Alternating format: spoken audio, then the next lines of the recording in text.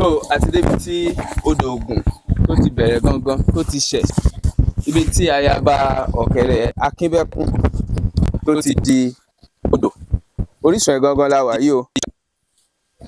So ẹ jọ ẹ bá wa sọ nǹkan díẹ̀ nípa odò Ògùn.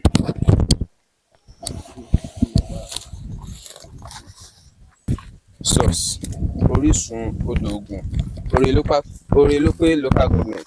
So wow, this is very very interesting. So dáàdi ẹ jọ ẹ bá wa sọ díẹ̀ nípa odò Ògùn.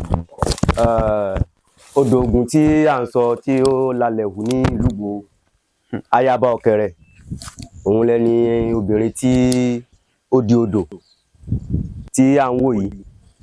A rí tá bá a ṣe ń wò yìí, a rí pé odò yìí odò tó sàn káàkiri odò Ògùn ni, káàkiri òkè Ògùn ní bíbá yìí ni odò yìí sàn káàkiri, ṣùgbọ́n orísun rẹ̀ gangan ibẹ̀ ni a wà yìí. Gẹ́gẹ́ bí ìtàn ṣe sọ fún wa, ayaba ọ̀kẹ́rẹ́ òun ló di odò tí ó di omi káàkiri òkè Ògùn lónìí. Ọdọọdún náà ni wọ́n sì máa ń wò. Ọdọọdún ni wọ́n máa ń wò. But honestly we still have a very very long way to go. I mean ní ilẹ̀ Yorùbá, because a ti ń neglect àwọn nǹkan tó jẹ́ nǹkan ìṣẹ̀ǹbáyé, nǹkan tó jẹ́ nǹkan ìṣẹ̀ǹbáyé wa, so a ti ń neglect ẹ̀. Irú bíbá yẹ wo irú ọ̀nà tá a gbà ká tó dé ibi, so kò yẹ kó rí bẹ́ẹ̀. Ó ṣe odò yìí ẹni tó yẹ pé táwọn yẹn bá ń tẹ̀gbẹ́ lọ àbí tẹ̀ bá kẹ́ ń lọ nugbó, wọ́n mọ̀ rí kíní ìgbà ayaba ọ̀kẹ́rẹ́ tí ó là mọ́lẹ̀ yẹn níbí di omi. Ẹni tó bá rí tó a pé ọmọ ló tó wọn bá bí tó bá béèrè ọmọ lọ́wọ́ Ọlọ́run ṣe wò, tó bá jẹ́ pé owó náà ló bá béèrè ní òrì, ṣùgbọ́n ẹni tó bá rí igbá ní tẹ bá fi ké sẹ́nì kejì yín pé ó wà ń jìnà pé tọ̀ igbá yìí mo rí bàbá ìgbà tó tọ̀ wọ́n fi dé ẹ̀ ní rí mọ́. tó yẹ pé àwọn èèyàn ń rí di sí pé táwọn ọlọ́dẹ bá kọjá tó bá rí ẹ̀wọ̀n rí di sí wọ́n lè rí gbá yẹn, wọ́n lè rí gbá yẹn.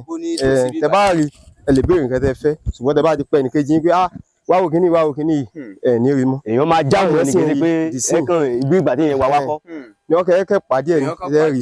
Tẹ bá ti gbogbo nǹkan tẹ bá béèrè ni ó ṣe fún yín. Ṣùgbọ́n tẹ bá ti pẹ́ ẹnì kejì àbí ó wà ń jìnà pé tọ̀ wá wò kíní yìí ẹ̀ ní rí mọ́. Ìsìn táwọn yẹn sì ń rí. Títóbi Ọlọ́run.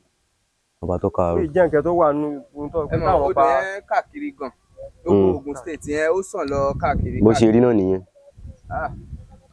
Ọlọ́run á bá wa kó sí àwọn olórí wa àwọn adarí wa nínú, because gbogbo nǹkan báyìí ó yẹ kán tọ́jú ẹ̀. Irú surroundings ẹ̀ ò yẹ kó rí báyìí, kò yẹ kí igbó káṣẹ̀ máa gbanú igbó kó tó di pé aliwa. Ẹ̀jálẹ̀. So Ọlọ́run á bá wa ṣe. So odò Ògùn lélẹ́yìí níbi tí ayaba ọ̀kẹ́rẹ́ Akínbẹ́kún tó ti di odò gẹ́gẹ́ bá ṣe kà nínú ìwé ìtàn.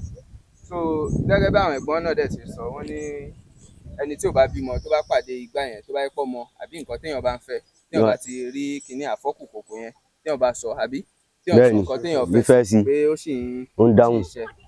So the first time tí màá dé bíbá yìí lélẹ́yìí o, tẹ́lẹ̀ mo máa ń ṣe bí èyí tó wà lọ́nà Ìṣẹ́yìn pé òun gangan lójúbọ. Ojúbọ ni. Àti ẹlẹ́rìí báyìí. So this is one of the beauties that we have in Yorùbá land. Bí àwọn ṣe wà nìyí tó jẹ́ ti àdúgbò wa lọ́hùn tó tẹ̀ lọ odò Ògùn ló ti lọ́hùn. Ó jẹ́ nǹkan tó pé táwọn bá tó máa ń kọjá lọ tó bá ti bẹ̀ síbẹ̀ tó ń bójú lọ yẹn tó ọ̀gbọ́n lè rí odò. Ìyá wa la wá kí lẹ́yìn sànánà kú ẹ̀wọ̀n bí àwa ṣe débẹ̀. Rex mo lè fò bí. Gbà.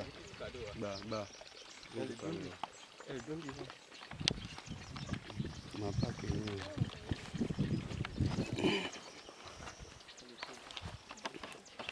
Ẹja jọ ṣe o, ẹja jọ ṣe, ẹja jọ ṣe o, ẹja jọ ṣe, ọwọ́ kan ọ̀gbẹ́rù lórí ẹja jọ ṣe. Ó ló ń ṣe ìwòsàn ọmọ rẹ̀ la jẹ́, so ọmú ìyá dùn gbogbo ara máa mú.